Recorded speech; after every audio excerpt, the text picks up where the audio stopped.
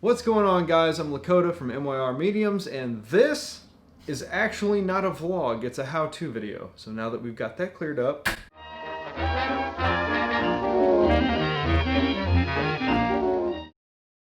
today's video is a tutorial on how to create YouTube thumbnails using the app ProCreate. A lot of content creators on a budget will use things like PicMonkey or Canva to create their thumbnails. I myself used to use Canva. The thing about these sites and apps is that they're very limited in what you can do, which makes for a boring thumbnail. I know my thumbnails are a little bit over the top with the laser eyes and the bubblegum stuff everywhere. That's just my particular taste, and it suits my channel. But today I will show you how to create a fairly simple YouTube thumbnail with just enough razzle-dazzle to stand out from the rest. I prefer using ProCreate over Photoshop because although Photoshop is superior in a galaxy of ways, it's not as user-friendly as it used to be. And quite frankly, for making a YouTube thumbnail, we don't need that much power. ProCreate, I can work right on my iPad.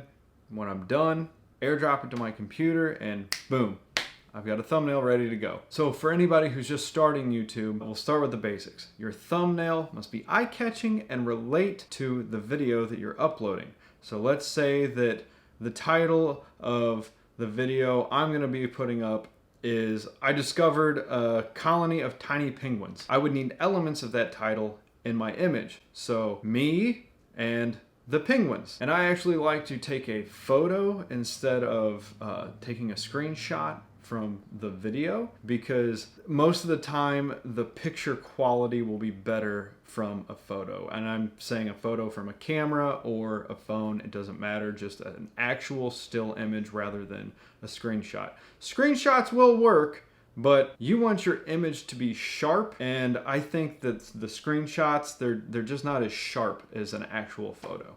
So to start, you're going to want to make sure that your canvas is measured in pixels with a width of 1280 and a height of 720. Hit create and your canvas is ready to go.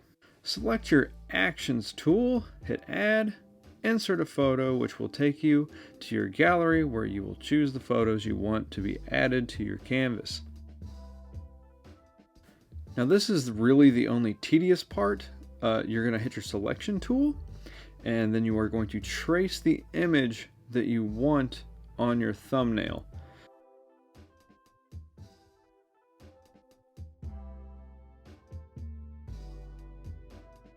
Now hit copy and paste, and what that's going to do is put your selection onto a separate layer. You're going to want to repeat this process for each image that you want on your thumbnail. Now that your selection is on the top layer, what you can do is select the background layer. Go to your adjustments tool, hit Gaussian blur, and blur it. Some people like doing that, I don't. I prefer to actually use a color as a background, so I'll make another layer. And then I will either drag a color down that I like. Personally, I like a two-tone. So I draw a line, drag one color down, and then pick a different color. Put that on top and do the Gaussian blur on that layer. Okay, so now you just want to select your image and position it, resize it to how you want it to look on your thumbnail. Again, you'll want to repeat this process with each image that you want in the thumbnail.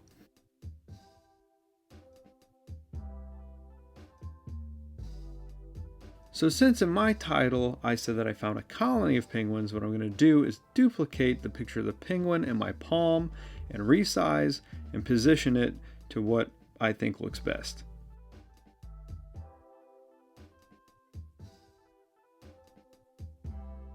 So another one of the beautiful things about ProCreate is, let's say you have blemishes, like this giant zit that I have on my cheekbone. I can get rid of that. So what you'll do is you'll select your smudging tool and then mess around with the opacity a little bit. Get your brush size right. And And then just kind of swoop over it. And whammo. That's it. Does not exist anymore. So what about the fact that I forgot to shave before I took my picture? The smudge tool will work for that also, and I can just virtually shave.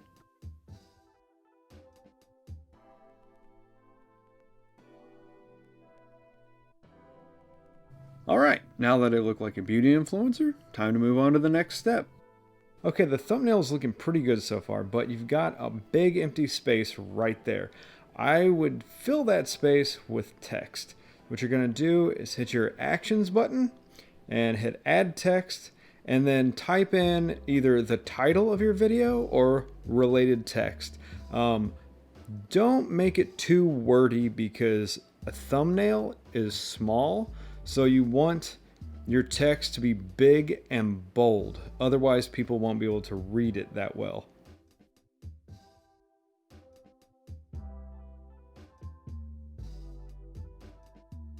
Now you really want your text to pop out at people, so what I would take and make a layer behind my text or underneath my text. And since I used a black font, I'm going to put a white bubble underneath of it. Yours doesn't have to be a bubble. It can be a square, a quadrilateral. It doesn't matter. It doesn't matter what shape. Just make sure that you have something that makes your text pop out from the rest of the picture.